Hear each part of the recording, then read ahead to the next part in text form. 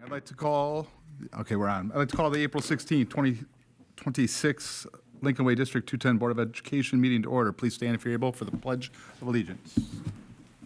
Pledge allegiance to the flag of the United States of America and to the republic for which it stands, one nation, under God, indivisible, with liberty and justice for all. Ms. Davis, can you please call the roll? Dana Berthold. Here. Catherine Johnson. Here. Joseph Kostick. Here. Richard Lestine. Here. Caitlin Olenek. Here. Deidre Stokes. Aaron Janik. Here. And we will need to appoint a Secretary Pro Tem in Ms. Stokes' absence tonight. So, Joe, since you're the closest one on the left, because Catherine's already vice, you're Secretary Pro Tem. All right. All right. We have no one signed up for public comment, so we'll hear from Student Council presidents. And first up on my list here is Central.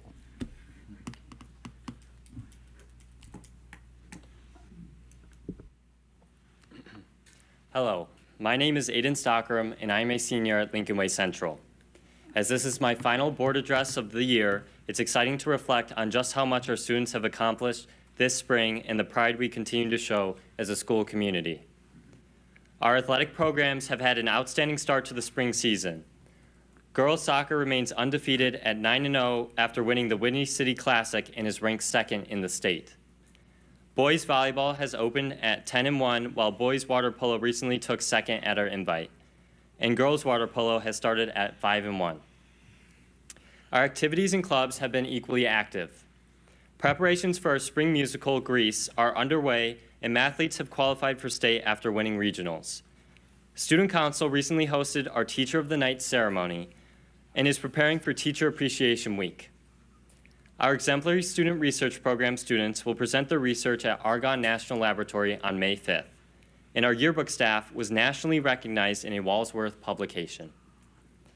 Night Pride Leadership is also preparing for our 75th anniversary celebration, while Environmental Action Club is leading sustainability efforts by collecting shoes and plastic bags.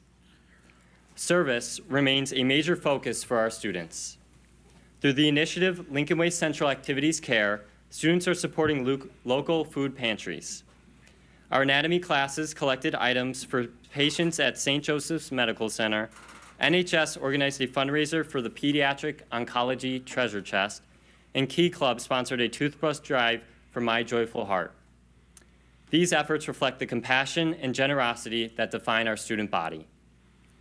Academically, our students are continuing to strive for excellence.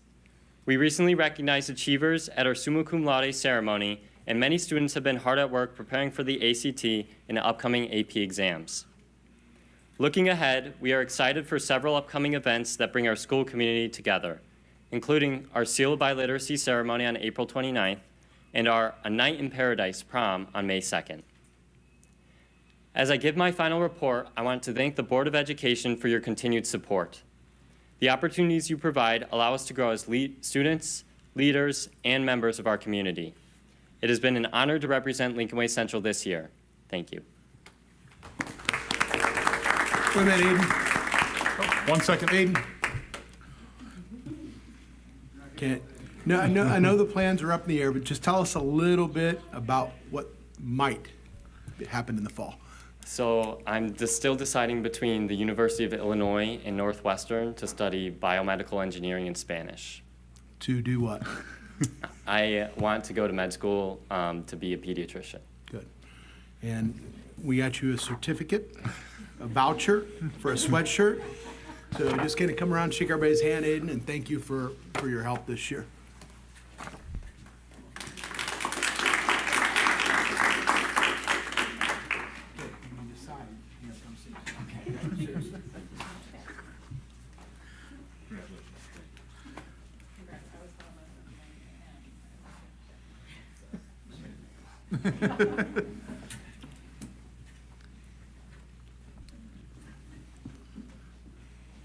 All right, next up here on my list, we have East.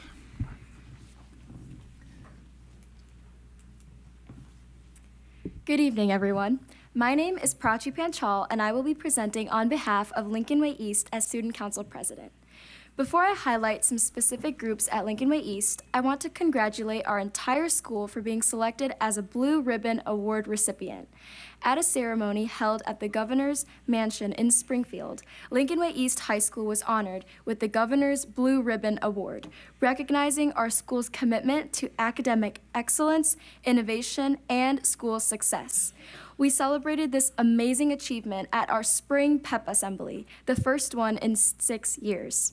Our Spring Assembly showcased seniors passing the torch to the junior class as they recognized various groups of students, including fall, winter, spring sports, musical theater, Mr. and Miss Griffin winners, and our 2026 senior standouts. Go East, go Griffins, go Blue. Now, as we quickly approach the end of the year, I would like to review some of the important events and achievements we've seen during the second semester.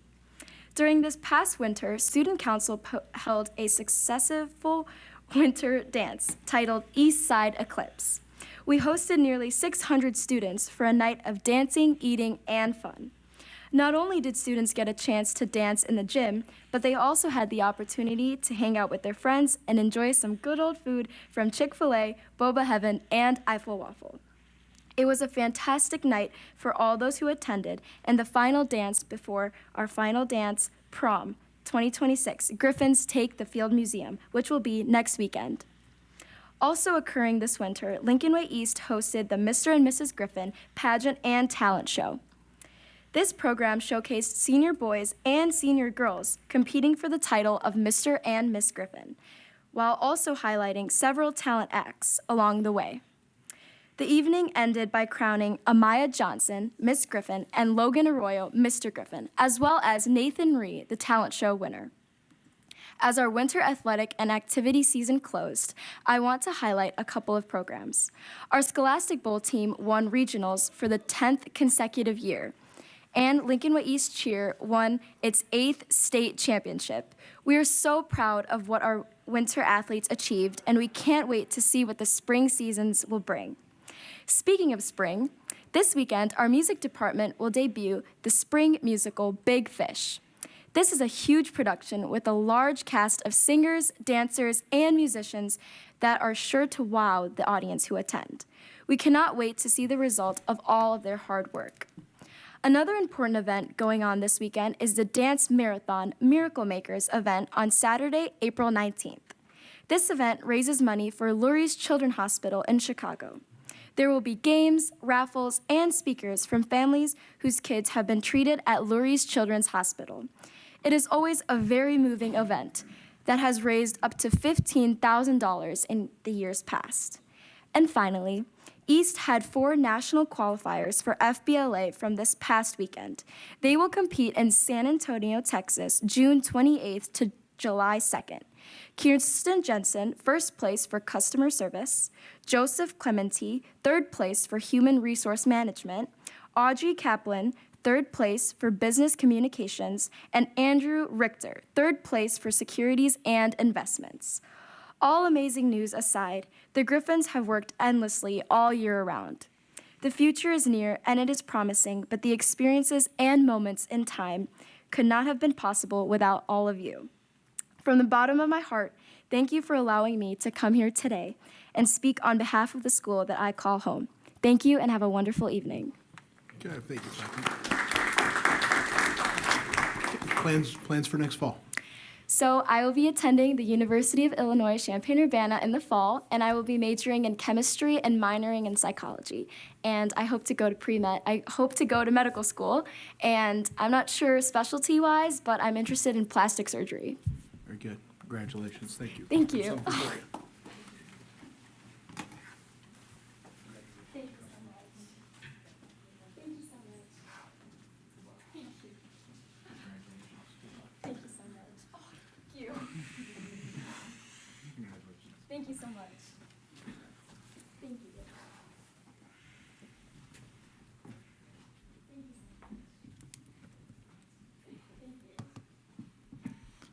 All right, we'll hear from Wes now.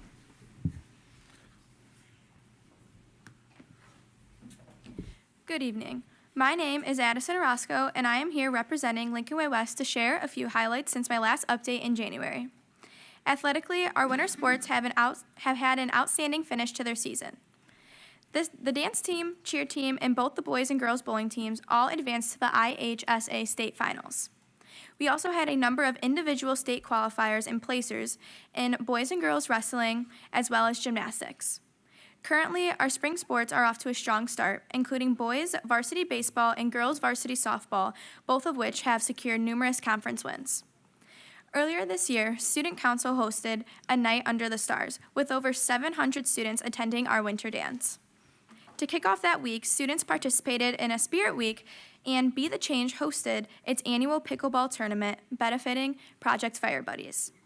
In addition to donating the registration fees, members of Be the Change also wrote thank you cards for the local businesses and individuals who helped make the event a success.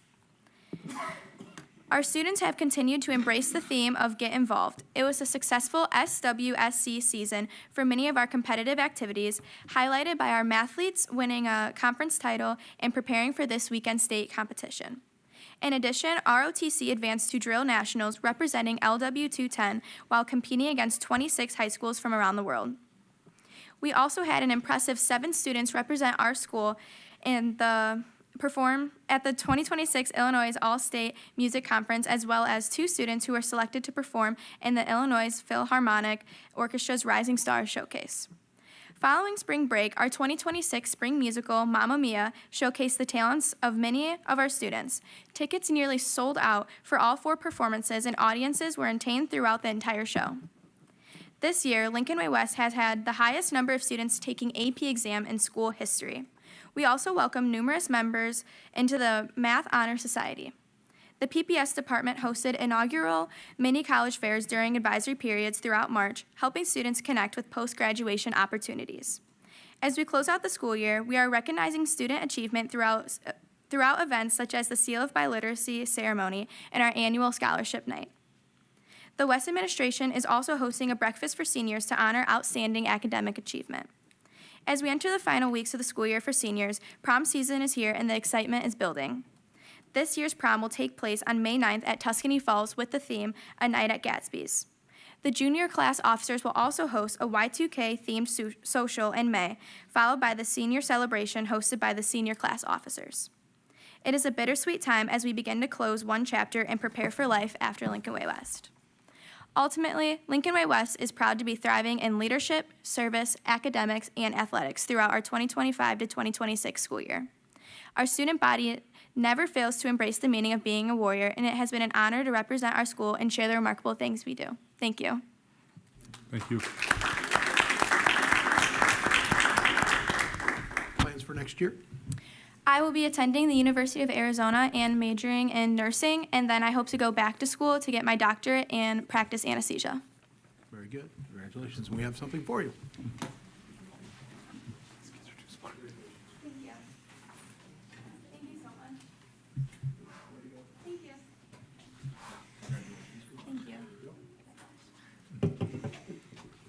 Thank you. Thank you so much. Thank you.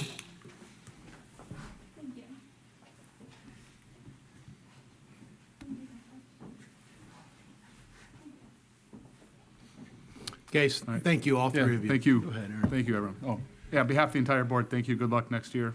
Thank you. Thank you. Sure you don't want to stay? Yeah, we're going to talk about the amended budget now. Really fun stuff. All right, so next up is the fiscal year 2026 amended budget. Just as riveting. Couple presentations tonight. We'll wrap them into one. Good evening. First presentation tonight is the fiscal year 26 amended budget. The whole reason to amend this tonight, the reason we're discussing it is purely for an accounting rule. Not a lot has changed. There's nothing wrong. It's not coming because there's been a substantial financial change. When the board approved the budget in September, we did not yet have our final audit from last fiscal year. After talking with our auditors, there's an accounting rule that now says we need to record our capital lease payments differently. The very short version of that rule is if we have a $100 lease payment, say that's for a driver's ed car, for one of our copiers on lease. In the past, we've paid for it out of our education fund.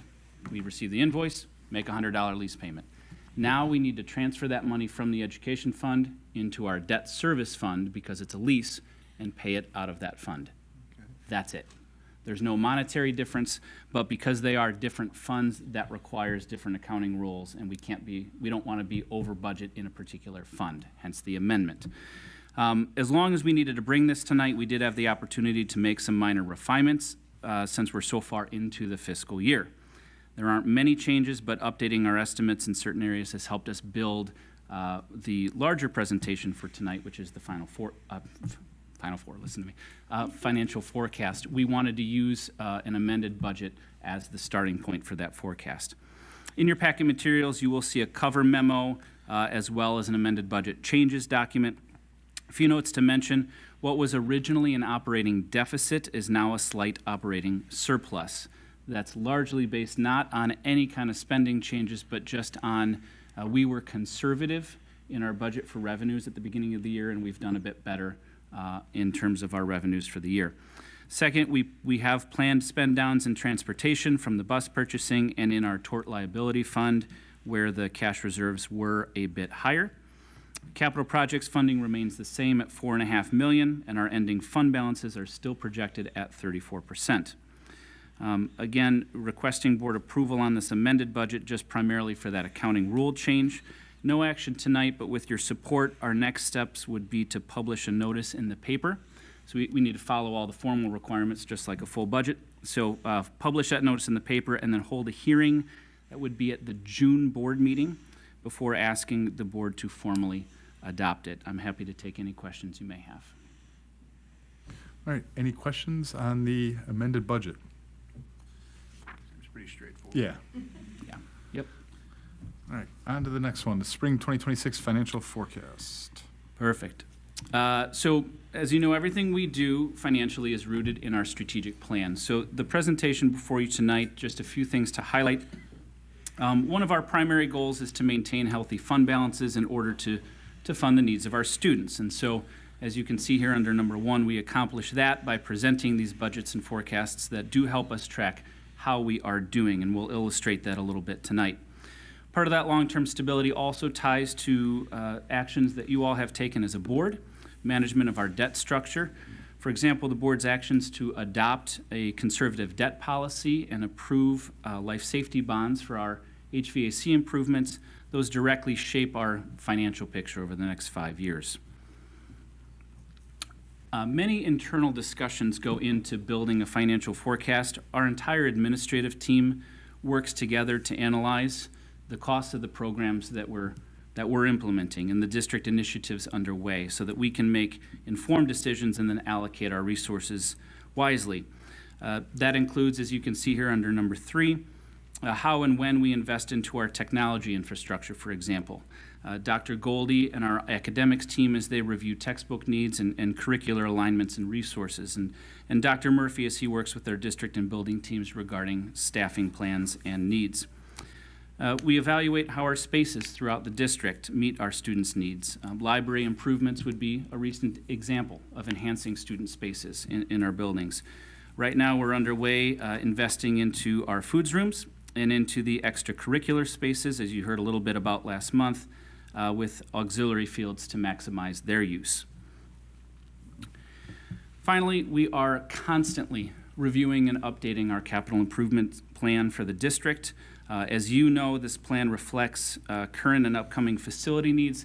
Sometimes I think we understate the infrastructure costs in other areas as well, transportation, technology. We will have some building communication needs coming up, such as intercoms through our buildings. And so these are things that we discuss internally and then build into some of our planning. Those are our internal discussions. Our district is also affected by many external factors. So as you can see on this slide, to build an accurate forecast, we have to research those outside factors and make informed projections. First, I would like to highlight it's not a mistake that you see different year ranges. Some of these factors are calendar year based, some are fiscal year based. As you know, for CPI on the left, as well as our tax levy data on the right, we typically work on data a year in arrears because that's how we're affected. So that's why you see those different ones here. Some of the economic data here, CPI, we do have a 3% CPI, a little bit higher, just based on global economic factors underway right now. That's last month's CPI report came in at 0.9% instead of 0.3%. So it's continuing to trend a bit higher, for example. Medical insurance costs, just one thing to note, we have an 8 and a 7 in over the next couple of years. Obviously, those are estimates. We've been able to manage the rising healthcare costs in our budgets, but with pharmaceuticals in particular and GLP-1s, there's been the escalating costs. We don't feel that can continue forever, and that it will stabilize over time. And then on this slide, last thing to mention, the levy on the far right. As a reminder, our last tax levy, new construction, came in over $75 million. And so attended a development meeting with the Village of New Lenox. It seems that we would receive an email maybe once every 6 months and then once every 3. And now there seem to be meetings almost every month about new developments. Will that continue for 5 years? We're not sure, so we like conservative estimates here. Next, we project our utilities usage, anticipated rates. Some of you have brought up great questions about natural gas for Mr. Welke over the last couple board meetings, for example, as you see in the Buildings and Grounds report. Electricity has stabilized, finally, after a couple of peak years. But now, as you can see, natural gas is what's trending very high. So we have a 10% and then tapered off. Same for sewer and water. So that's something we track with our utilities broker. We take a look at market trends for food and fuel. Those are two factors that can have highly variable costs. As you know, we increased our lunch costs just to offset the food supplies that Ms. Fracaro has to purchase for our kitchens.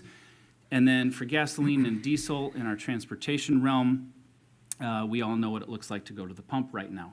These percents may not seem as high as you might think, but that's also because we've baked in those increases into the fiscal year 26 budget already. So these percentages are on top of where we sit today in terms of fuels, particularly diesel and food supplies. Finally, we analyze our expected state and local revenues, and federal for that matter, so that we can understand exactly what resources to expect to be available to us to support our schools and balance our budgets. Evidence-based funding, our primary financial aid from the state, we believe that we're going to be moving more permanently kind of into that tier 2. We don't anticipate seeing the large increases Lincoln Way has experienced over the last 5 years in terms of what we receive from the state. It's going to be pretty flat. Investment income on the right is just one example of something that's probably pretty conservative.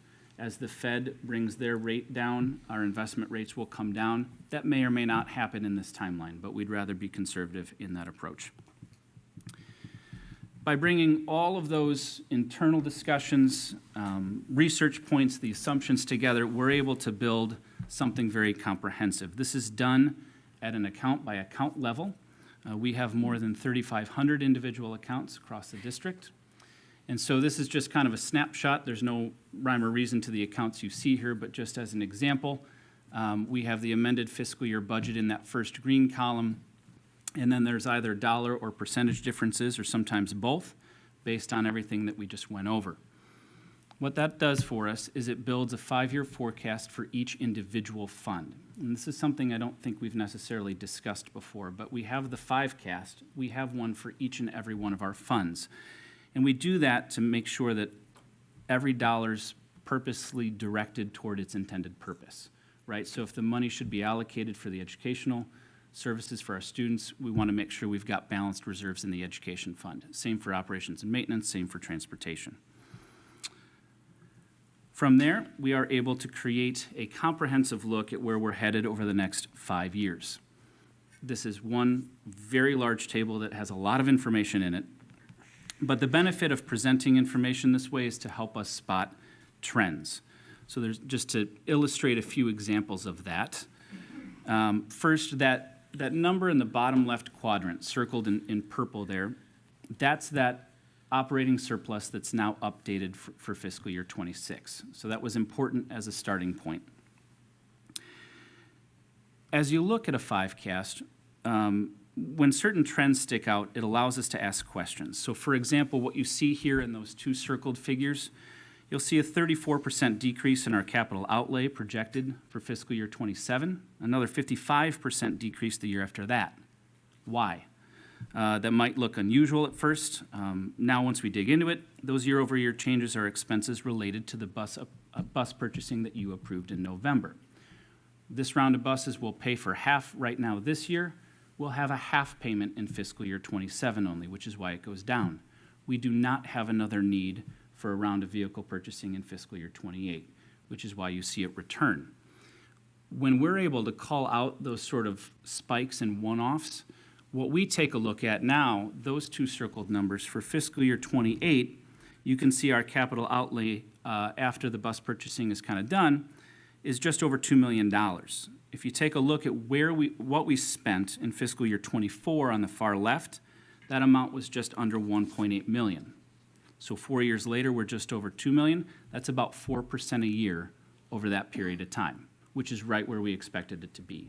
So that's the purpose of this type of exercise. We have a similar spike up and down later in fiscal years '28 through '30 for some of the curricular resources in Dr. Goldie's department and academics.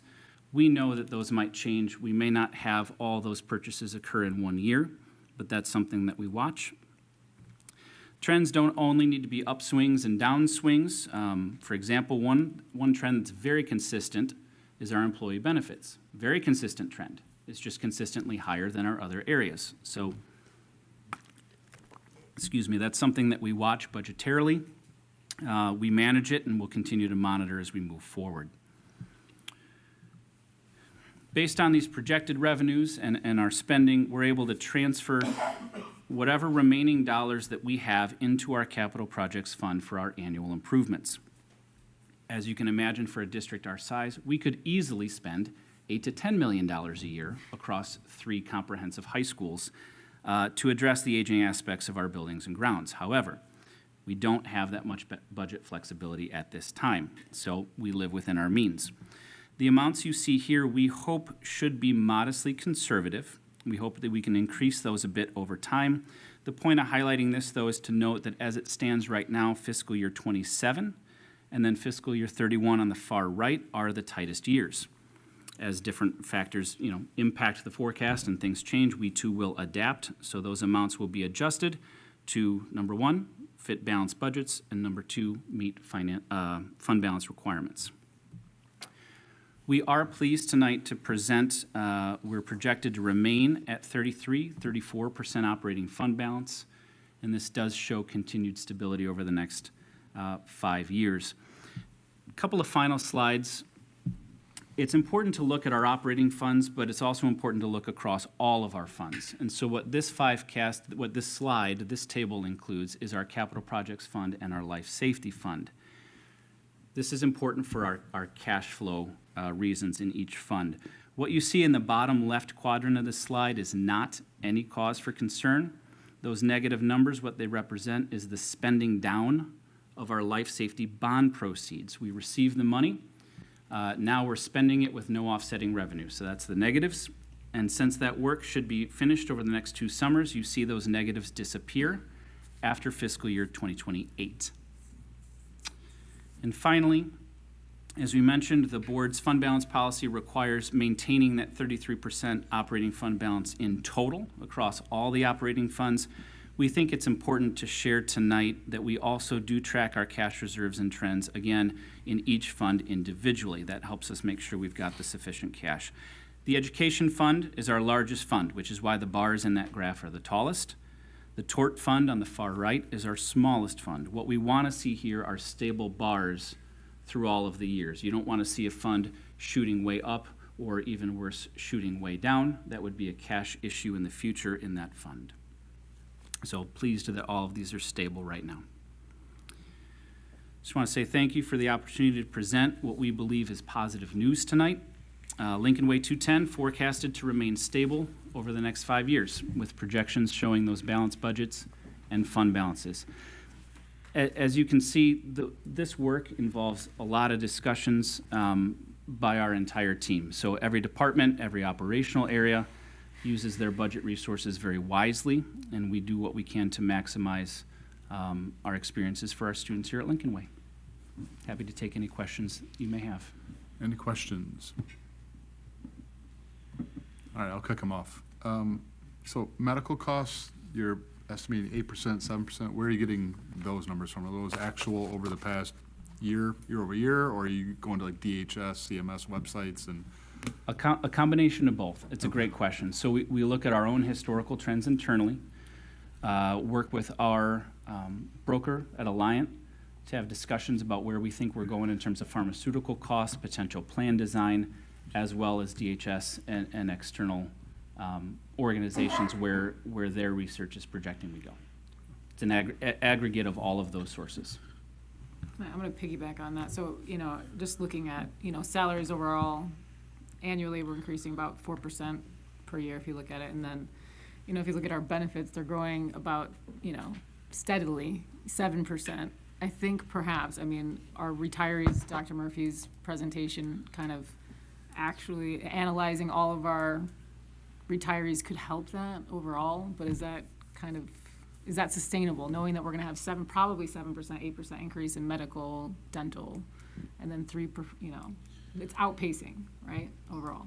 And I think that's the Yeah. point of these exercises is we feel that the numbers we put in, like that 7 and 8% is based on an already very high number, Yeah, and we still make it work. yeah, I'm cautiously optimistic that we will do better than those numbers.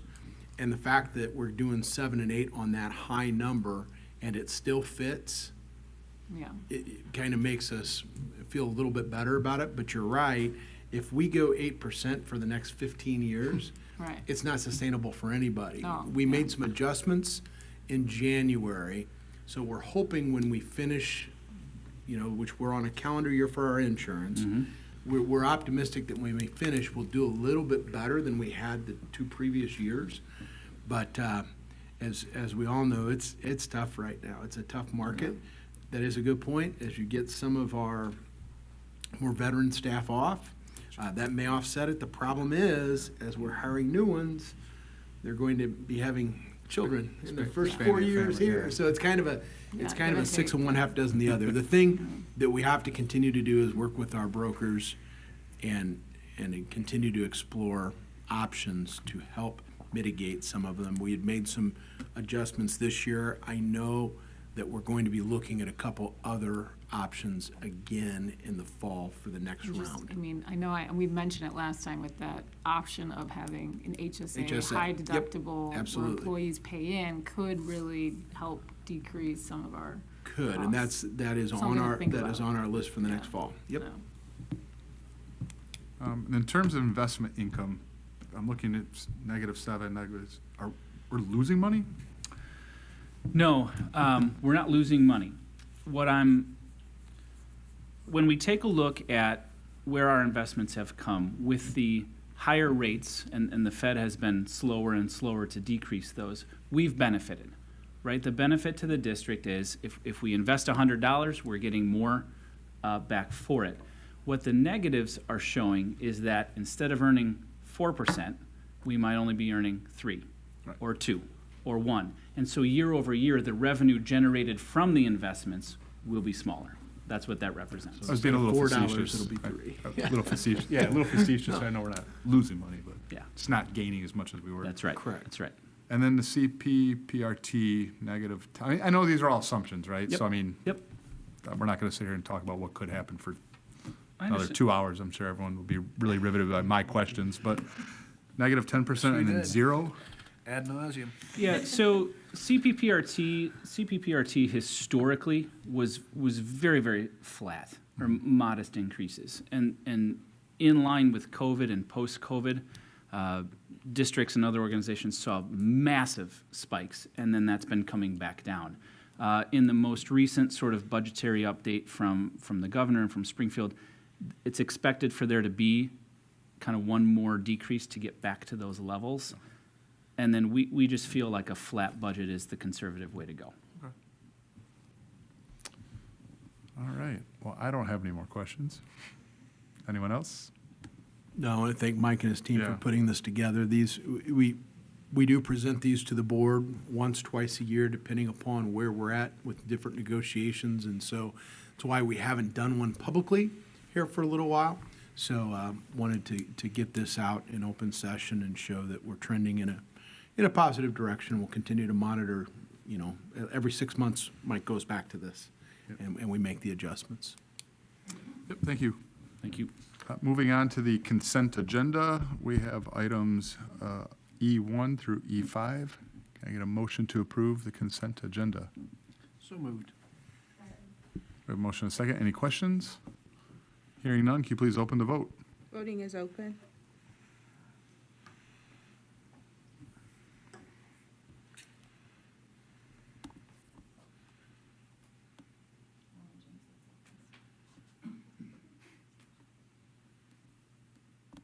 The vote is unanimous. Motion passes. All right, next up under action items is the presentation of invoices for March 20th, 2026 through April 16th, 2026. Motion to approve invoices in the amount of $3,946,927.65. We have a motion. Do we have a second? Second. Any questions on the invoices? All right, hearing none, can you please open the vote? Voting is open.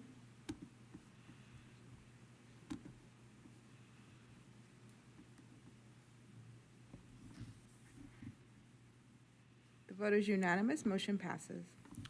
Next up is the treasurer's report for March 2026. In March, revenues totaled $3.4 million. Expenses for the month were $11.2 million. District's total cash balance on March 31 was $54 million. Through March 31st, 55% of budgeted operating revenues have been received and 71.1% of budgeted operational spending has occurred. Comparison data from last year are 54.8 and 72.0. So operational revenues and expenses both trending within a percentage. In March, liquid rates held at 3.6%. New investments are remaining limited through not only March but the end of April, as we are holding lower cash balances at this point. Fiscal year, under cash flow analysis, fiscal year quarter three mandated categorical payments were not distributed by the end of the month by the comptroller's office, as is typical in many other fiscal years. So we will continue to watch for the release of those reimbursements in the coming weeks. That's all I have. All right. Can I get a motion to approve the treasurer's report? We have a motion and a second. Any questions? No questions, just a comment. Boy, Scott was making the joke about when we used to talk about these things ad nauseum. To be within 0.2% on revenues and under a point on expenses, it's no strange coincidence that why we've gotten this upgrade from Moody's, because of these very detailed analysis that we go through these things every month and taking such a conservative approach. So again, congratulations and hats off to the finance department and the administration on getting us there. Come a long way from tax anticipation warrants, haven't we? I'm seeing the fund balance of 44 million, and we used to be the negative of that. Yes. Yeah, Aaron and I remember those days. The rest of you guys sitting on the board here, you're like, what are you talking about? Yeah, that's right. A couple meetings a month, yeah. But All right. thank you, that's all. Thank you. Yeah, thank you. Voting is open.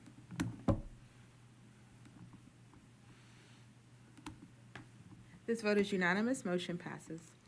All right, next up is the student activities report for March of 2026. For month ended March 31st, 2026, the activity fund balance was $2,323,505 with revenues of $488.63 and expenditures of $346,961. There were 3 in the negative just due to timing.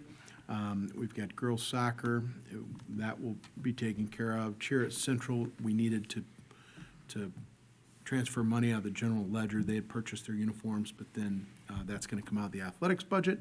And then class of 27, as soon as we start collecting for our prom tickets next week, that will be in the positive. Ask you to approve the report as presented. Can I get a motion to approve the report? So moved. We have a motion and a second. Any questions? Hearing none, can you please open the vote? Vote is open.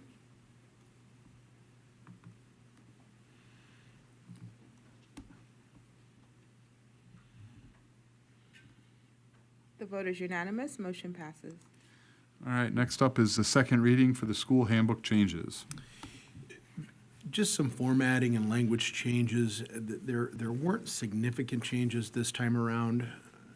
Mrs. Johnson, anything to add from 210 Advisory? I think everything's ready to go. Yeah, and I just want to say, I did read the AI comments, and I did like that you added the AI meta glasses, which is becoming quite popular to wear in school, even during the ACT. It was reiterated today, probably, like, you know, we had to know exactly what they look like. So they're becoming increasingly popular. So that is part of the clause, and I think it's a good call, so. Yeah, and then we will wait for any adjustments from ISB in terms of additional AI language. If that comes to us in June or July, we'll bring it back to the board. I think their target date was June, so we'll see where we go with that. But otherwise, I would ask for approval, and it would be ready to go for the 26-27 school year. It's on a drop-down menu, right, in the, yeah. Is that- Yeah. Much easier, more accessible, more readable. Correct, Yeah. Dr. Fury? Yeah, Yeah. we're there. Yeah, we're getting there. Yeah, it's gonna be easier to find exactly where you need to go, and. Correct. Yeah. All right, with that, I'd entertain a motion to approve the proposed school handbook changes as presented. So moved. We have a motion and a second. Can you please open the vote? Voting is open.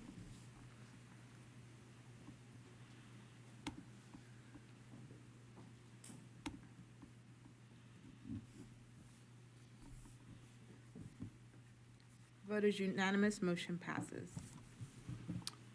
All right, next up is the tentative amended fiscal year 2026 budget. I would just ask for a motion to accept the tentative amended budget, 2026 budget as presented, to place it on display, and to direct administration to schedule a public hearing.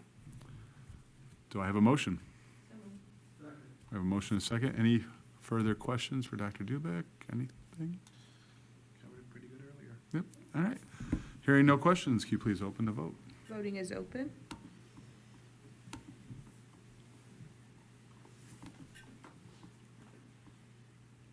The vote is unanimous, motion passes.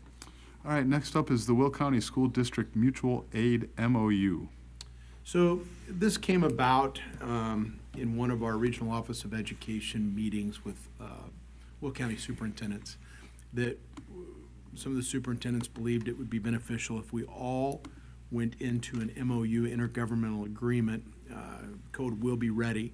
So in the case of any disasters in one part of the county or the other, we're already covered, we're already good to go if we have to provide support or somebody has to provide support for us, whether it's facilities, whatever that might be. Our attorneys have looked at this. Mike had run this through the attorneys. So we would be joining with the remainder of the schools in the county to say, in the case of a natural disaster or whatever may be, doing our due diligence to help or provide support, we're not going to be liable for anything that may happen.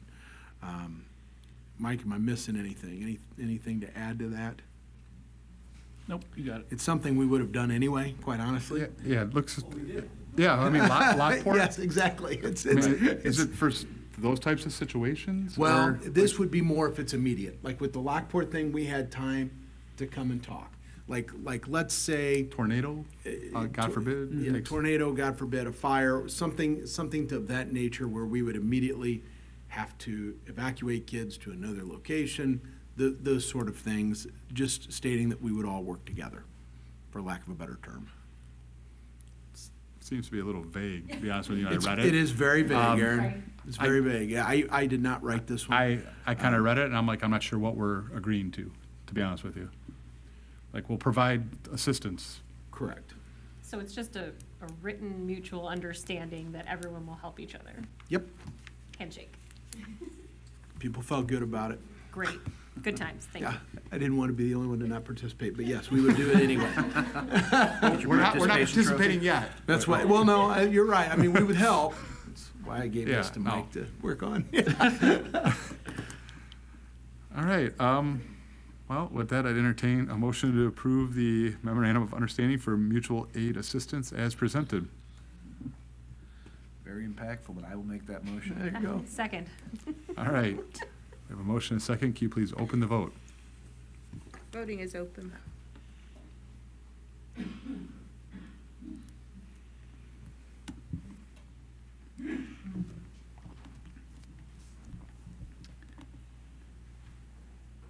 The vote is unanimous, motion passes. All right, next up is the cooperative turf purchase. Mike, go ahead. You did a lot of the legwork on this one, you and Chuck. Sure.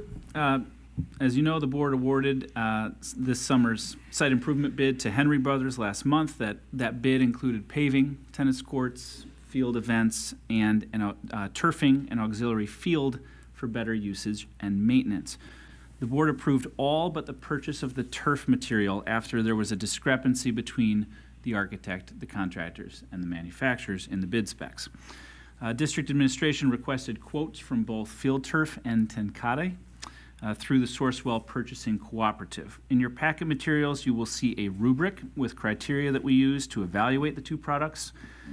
We feel our administrative team made this evaluation fairly and transparently. Both companies provide viable solutions. There were a few differences, one of which was a better GMAX rating for the Field Turf product, which impacts kind of the cushion and the safety of how that will play in practice. To bring Tenkate's GMAX to a comparable level with Field Turf, we felt a shock pad or additional decompaction services were going to be needed, which would then drive its cost also higher than Field Turf. Lastly, Field Turf also applies a mixed infill, which we believe will be better long-term for the field and its maintenance. So we recommend the purchase of Field Turf Vertex Core 2.5 inches for installation on the auxiliary field at Lincoln Way Central. $463,000 quote from Field Turf fits within that total site improvements budget of the $4.5 million in that capital projects transfer in the budget. Happy to take any questions you might have. Rich? How does that match up to the turfs that we just redid? Is it the same maintenance, same, comparable to our main fields? Mr. Welke, you want to speak to that at all? So the field turf we have now is very similar, but the pile is a different thickness. But I meant like maintenance-wise, it's not like, Maintenance-wise, it's same procedure? The new product will be easier. Okay. And so this was already built into the, I won't say the cost of everything, but we need to buy the just- supplies to be installed. That's correct, and it is within the budget. It was already factored into the Yeah, budget. right. That's right, that's right. All right. Any other questions? I can add, Chuck and Mike walked on several fields. I joined them a couple times. I mean, we've done the due diligence. They're all good brands. The advancements they've made in the technology over the last 10 years are remarkable. But to Mike's point, that GMAX, for as much football as we play in our area, it just makes more sense to have that higher rating for both our use and the youth programs that will be practicing there. All right, if there are no additional questions, I'd entertain a motion to approve the cooperative turf purchase as presented. So moved. Second. We have a motion and a second. Vote is open.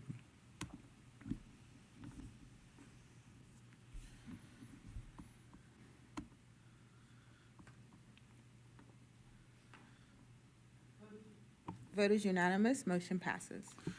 All right, next up is the athletic trainer service agreement. Michael, talk about this. This is our agreement with Illinois Bone and Joint. It's going to cost us more. They're going to get us another trainer. As many of you know, I spend a lot of time in the world of athletics. There are no trainers anywhere better than ours, period.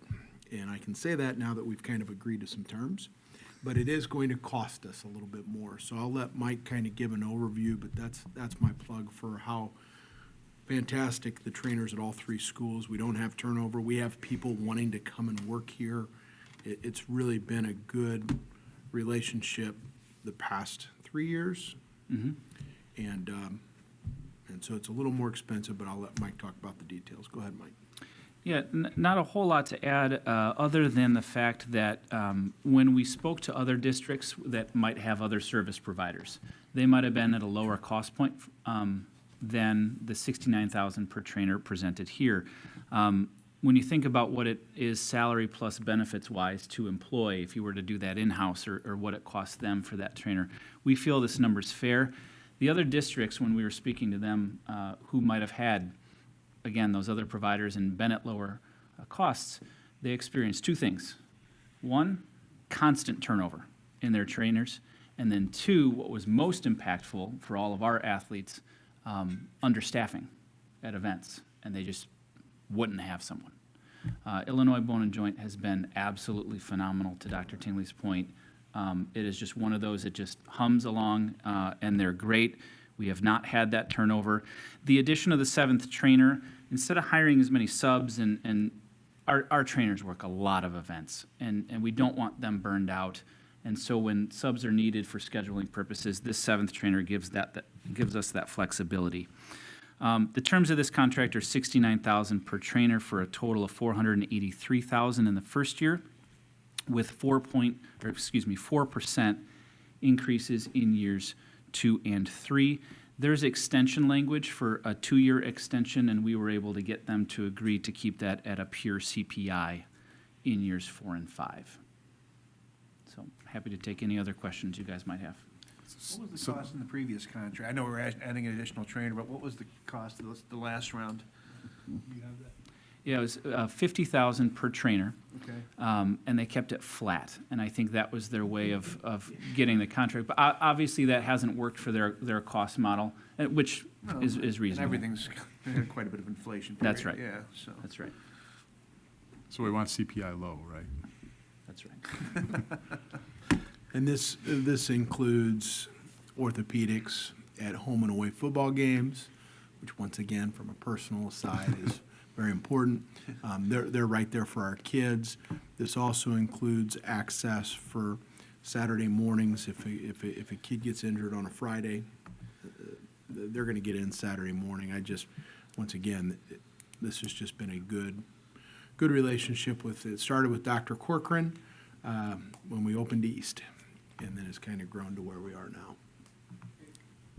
This isn't a limited cap on events it's whatever we schedule, they provide, correct?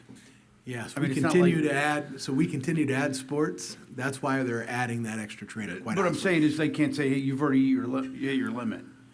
So no matter what we do, because we're adding flag football, right? Correct. That was part of this additional Right, trainer, correct. Rich, was the flag football addition, because now we're going to be playing flag football games on Saturday afternoons, Wednesdays type of deals. Right. So now those Saturdays that were kind of over at noon in the fall, sometimes those may go to 3. But yeah, this covers everything. Covers all our tournaments, invites, the whole ball of wax. Does it, And there is gonna be a head trainer of sort that the kids can get a relationship with? Correct. So each building has their primary 2. Right. And then this 7th is providing days off on a rotational basis. So instead of us having a random sub that we don't Right. know, that new person will be working through all 3 schools. Yeah. does coverage change for any of the sports or activities? I mean, are there current activities that aren't covered that would get coverage based on this addition of a new person? They're all covered. Everybody's Yeah, covered. Okay. Yeah, they do. I mean, obviously, they're not gonna have a person sitting there, but we had 2 people here Saturday. There was water polo, there was volleyball, there was a track meet, there was softball, there was baseball. And they were running around with their radios and managed to get everything covered. Okay. So every day is covered, essentially, what this Correct. provides. Yes, is somebody's It provides here. Mm-hmm. a daily coverage across the board. What this will do is provide scheduled days off. That was something that they had brought to us, and that we agreed, if Katie, for instance, here knows every Wednesday she's off, and every 7th Saturday, that's a good thing. And so that was the thought of adding the seventh trainer.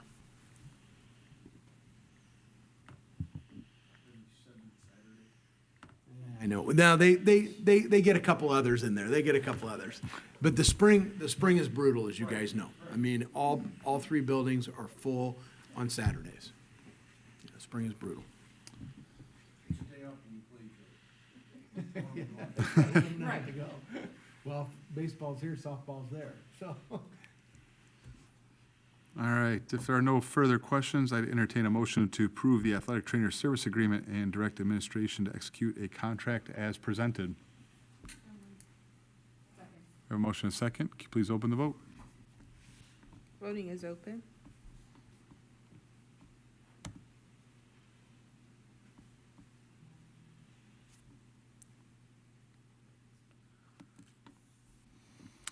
Vote is unanimous, motion passes. All right, next up is the District 843 Governing Board meeting held March 24th, 2026. Great, thank you. We had our regularly scheduled board meeting with typical updates regarding any new hiring, financials. We have seen an increase in the Stellar program, which is going to result in expansion of that program to the junior high level starting next year, which is great, so that those students still have a familiar setup and structure, but they'll also be able to experience that same program in the junior high. We're beginning extended school year planning, so hiring for that and looking at student staffing, and student attendance and staffing from all of the feeder districts. We have had some minor changes in technology upgrades, including some additional laptops for replacements of ones that are cycling out. In terms of finances and looking at the Fund S opportunities for 25-26, the tuition will be revisited based on that reimbursement from the state. And then we did have an additional purchase for some minivan cameras, which are necessary, especially for the students' safety and for the safety of everyone. Those are now being worked to be installed. And other than that, that's it. Thank you. Sure. Next up is the FOIA requests. FOIA requests, buildings and grounds, and community relations are all included in your report, and there is no 210 advisory report tonight. All right, moving right along. Fiscal year 2027 budget calendar. Budget calendar for your review is included. If there's any questions, Mike and I will do our best to answer them, but as you can see, we're all the way up now to June, and the presentation, and, well, I'm sorry, we'll be jumping ahead April and June, but you'll see our June 18th, then will be action for the tentative 27 budget. Legislative report. I included in your backup materials for legislative report, just, you can see all the agencies that are trying to kind of help out here. Illinois school funding, a growing imbalance for districts and taxpayers.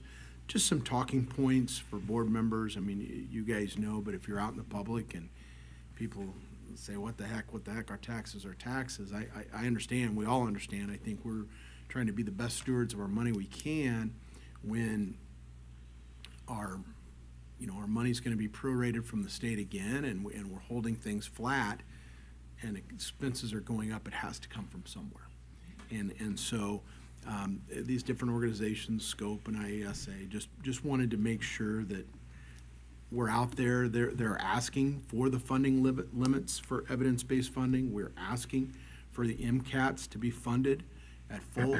We know it's not going to happen. If we can just not see a reduction, that would be nice, but we've built in the reductions. And it's going to be a challenging year or two, as we've said. But just want to kind of keep that out there as we continue to deal with some of those challenges. We're in a much better place to do it now than we have been in the past. All right, and superintendent's district report. So district report, bond rating increase. So we're back up to high grade in the bonds for Moody's, and that's that's a significant accomplishment, and congratulations to everyone. First person I told, obviously, was Brad Kaufman. He was thrilled. He was surprised he didn't come tonight to celebrate. But no, lot of work from a lot of people. So I appreciate everybody's due diligence to get us back to a better place and back to the high grade for bonds. Any other district business? None this evening. Some correspondence? I do have correspondence. I received a letter from Mayor Matanius in Mokina, just kind of keeping me up to speed on what's going on in the General Assembly. There are bills proposed that would override municipal land use authorities across Illinois. And so what that would mean is it would potentially take away the zoning authorities from municipalities.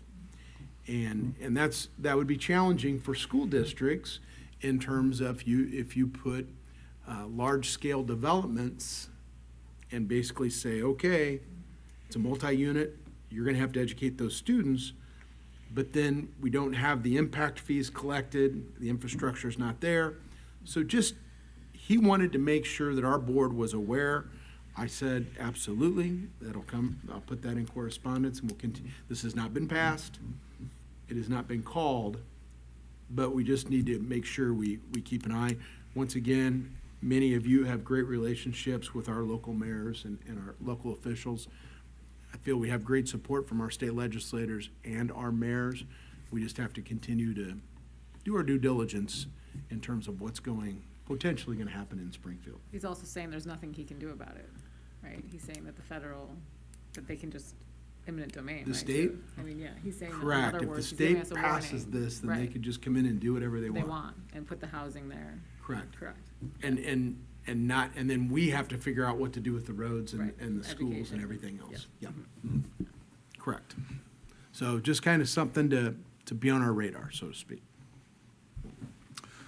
All right. With that, I would entertain a motion to adjourn to closed session to discuss the appointment, employment compensation, discipline, performance, or dismissal of employees, and/or consider the sale or purchase of securities, investments, or investment contracts. All those in favor signify by saying aye. Aye. Aye. All right, we're in closed session, no action after? No action after. So have a good evening, everyone.